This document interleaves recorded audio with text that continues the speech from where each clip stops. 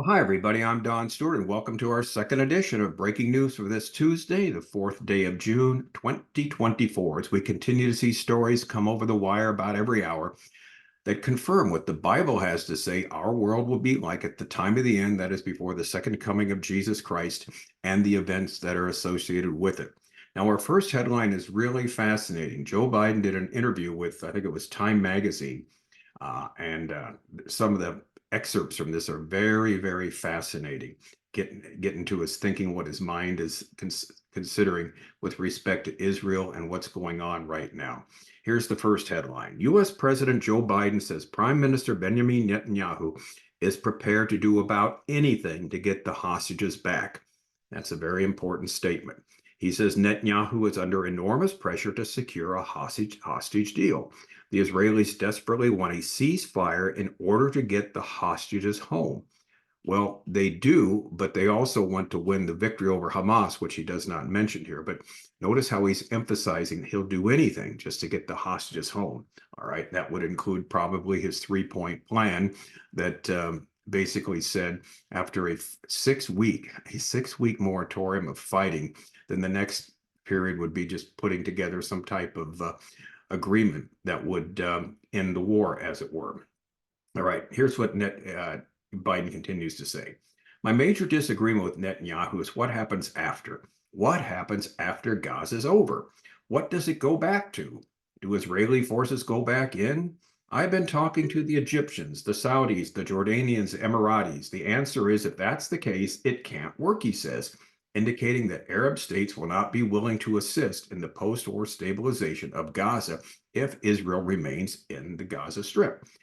There is a clear path for a transition where the Arab states would provide security and reconstruction in Gaza. And what is it? Of course, in return for a longer-term commitment to a transition to a two-state solution. Biden says, referring to the framework that Netanyahu has rejected. Well, not only Netanyahu has rejected it, about 70% of the Israeli people reject a two-state solution, which never is brought up. He says there needs to be a two-state solution, a transition to a two-state solution. That's my biggest disagreement with Bibi Netanyahu, Biden says. And he also says Saudi Arabia could play a role in the post-war stabilization of Gaza.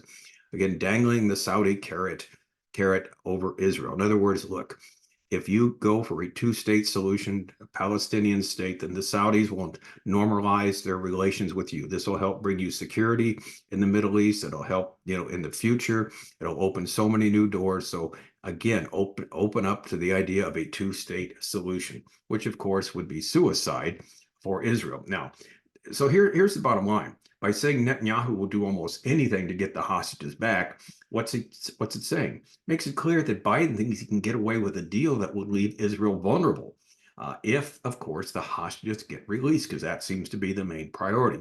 Of course, if Netanyahu agreed to do something less than what he has been touting all along, in other words, the total defeat of Hamas, then his political career would be over, which is exactly what Biden wants and most of the world wants. They don't want Netanyahu to be the prime minister of Israel any longer. So that was very eye-opening what he said about how Netanyahu will do about anything to get the hostages back.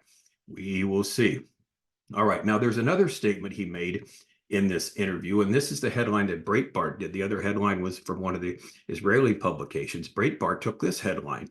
Biden says there's every reason for people to conclude Netanyahu is prolonging the war for political gain. Okay. Some in Israel have suggested, here was the question he was asked. Some in Israel have suggested that Netanyahu is prolonging the war for his own political self-preservation. Do you believe that? And then Biden says, I'm not going to comment on that. Then, of course, he does comment on it. There is every reason for people to draw that conclusion, and I would cite that and this is where he stutters, before the war began, the blowback he was getting from the Israeli military for wanting to change the court, he's going to want to say constitution, change the court, and it's so an internal domestic debate that seems to have no consequence, and whether he would change his position or not, it's hard to say, but it has not been helpful. Okay. Now, here's what is really interesting. This is the Breitbart story. After they quote Biden, they continue. The transcript reveals that Biden's aides, including communications aide Ben LaBolt and National Security Communications Director John Kirby, were hovering around Biden throughout answering his questions. In fact, the only Israelis suggesting that Netanyahu is deliberately prolonging the war are on the far left of the political spectrum, as we've talked about before. The Israeli public supports the continuation of the war in Gaza until victory, and they do this by overwhelming margins. Biden has been hostile to Netanyahu since the latter won his election in November 2022, refusing to meet with the Israeli leader for almost a year. He traveled to Israel after the October 7th attacks, but since has backed off efforts to oust Netanyahu. Now, Biden resents Netanyahu because the Israeli leader is resisting American pressure and pressure from elsewhere to accept a Palestinian state as an outcome of the war. The Israeli public overwhelmingly backs Netanyahu's position on the issue after decades of Hamas terror. And that's true, but this is hardly ever brought up. It sounds like, well, everybody in the world wants a Palestinian state. Well, ask the people who it would affect, and that's the Israelis. They do not want that because Gaza, what's happened there? 2005, it was handed over to the Palestinian Authority. They had an election. The people elected Hamas, and ever since then, they've been seeing rocket bombs and organization in the Gaza Strip, several million people that have in their constitution the destruction of the state of Israel right there on their southern border. And that's what they get for putting something next to them. The Palestinian Authority, which is on their north, again, in the West Bank, Judea, Samaria, they are just as bad as Hamas. In fact, as we've mentioned, there were a number of people from the Palestinian Authority, the PA, that were involved in the October 7th massacre and bragged about it. And as we've said, when they do various polls of the people in the Palestinian Authority as well as in Hamas, anywhere from 70 to 90% of the people thought it was a good thing they did on October 7th. So you want a state next to you that has people that believe this sort of thing, believes in your destruction? Interestingly, when you read these articles, sometimes the comments are priceless. I want to read three of them to you. I think they say it all. The first comment about how Netanyahu is doing this for political gain, stretching it out. And one person says the man trying to put the opposition leader in prison so he runs unopposed. Thought that was very clever. And then the second one is a little harsh. Honestly, how can anyone support this clown? Someone writes, truly an absolute imbecile who has to have two people stand next to him while doing an interview so he doesn't say or do anything stupid. What a leader. And then the third one, and this is the one I think is the most profound. He truly is an embarrassment to the US and to the Western world. But on occasions like this, he is genuinely dangerous. And that is the absolute truth. Genuinely dangerous for a number of reasons. Not the least of which the way you treat Israel, according to Genesis chapter 12, 1-3, the descendants of Abraham, Isaac, and Jacob, is how God is going to treat you and your country. And when you basically make Israel be put in a situation where they're in harm's way, it's going to come back and bite you. And this is what's happened to the United States historically and everyone else historically that's tried to attack Israel. So that's right. He's genuinely dangerous. All right, headline number 3. Former Biden CENTCOM leader said Biden's too optimistic when he says Hamas can't repeat October 7th. And that's what we have said here. This man is his name's General Frank McKenzie. He served as the central commander under Presidents Trump and Biden. And he responded to a question about Joe Biden's claim that Hamas can't launch another October 7th style attack against Israel by stating, while there be more difficult, and what he says is, while it may be more difficult for them to do it, Hamas's political leadership and military leadership in the senior levels are still in place. And the point he also made, their ideology of the destruction of Israel has not changed. And something he didn't say, not only is their senior leadership still in place, 2/3 of their army is still in place, 2/3 of their tunnels still are unexplored.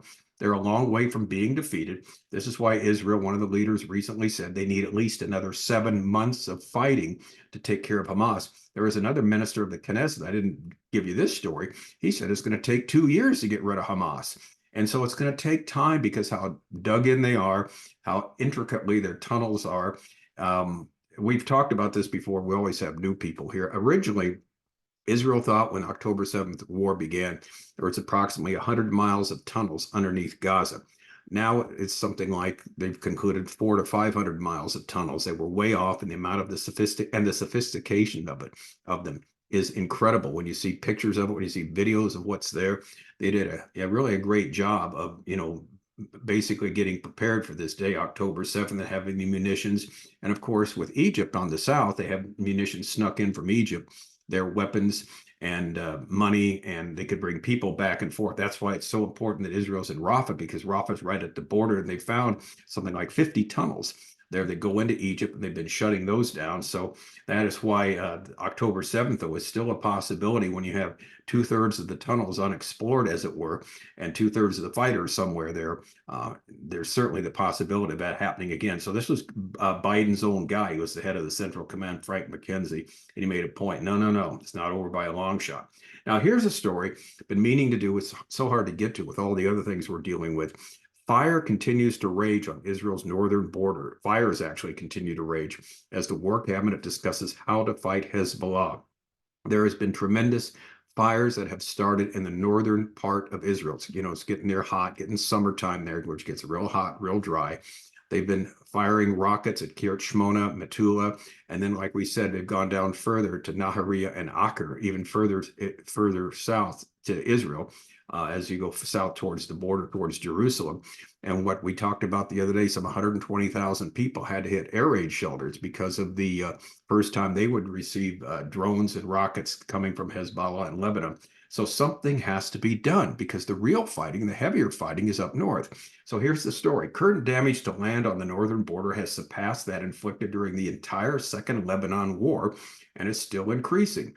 Northern residents criticize government inaction. Israeli War Cabinet convened on Tuesday evening to discuss the escalation of the northern border. The discussion took place at the request of Minister Benny Gantz following the last 24 hours, during which many fires broke out across the area close to the border with Lebanon, following Hezbollah's missile barrages. IDF Chief of Staff Lieutenant Herzl Halevi held a tour and situation assessment Tuesday with the Israeli Fire and Rescue Services Commissioner at the military Gibor base on the northern border. The Chief of Staff told the Golani Brigade commanders on the northern border, and here's where it's interesting, we are approaching the point where a decision will have to be made, and the IDF is prepared and very ready for this decision. In other words, are they going to go into Lebanon? Are they going to take out Hezbollah? Remember, 150,000 rockets Hezbollah has. They're sitting on on Israel's northern border and the southern border of Lebanon. So we will see. Now, that brings us to headline number 5. Former IDF general says Hamas, Hezbollah are recreating Iran's missile attack. The idea of doing that is something not that far-fetched. And here's what he says.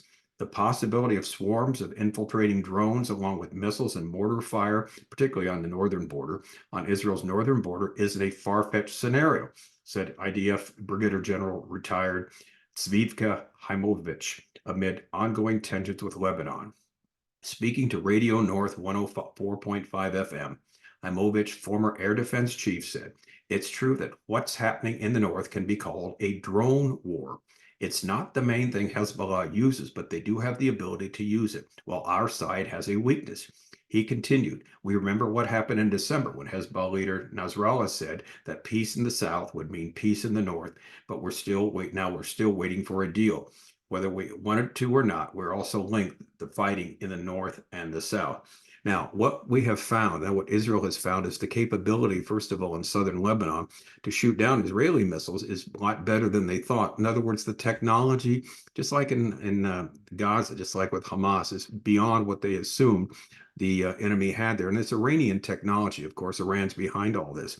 So the bottom line is something's got to give one way or the other in the north. We're already talking about something like 60 to 80,000 people already moved out of the area that lived on the border. Now you got another 120,000 that are there to have to hit the air raid shelters because they're finally being reached by drones and missiles from Lebanon. So something's got to give there too. So summing up, as we mentioned earlier, the hostage issue is seemingly the primary issue that Netanyahu is confronted with. And Biden sees an opportunity to get him to sign a ceasefire deal that would thwart their goal of defeating Hamas, while Netanyahu claims he would not do this. We will see. Add to this, the situation in the north is getting to the place where something must be done. Now, again, if you haven't, we want to encourage you to look at our book, 25 Signs. We're near the end, where we speak about these signs of the last days. There are many of them that are taking place right now. Israel's continual search for peace, sign number 7. Israel being continually in the spotlight, sign number 6.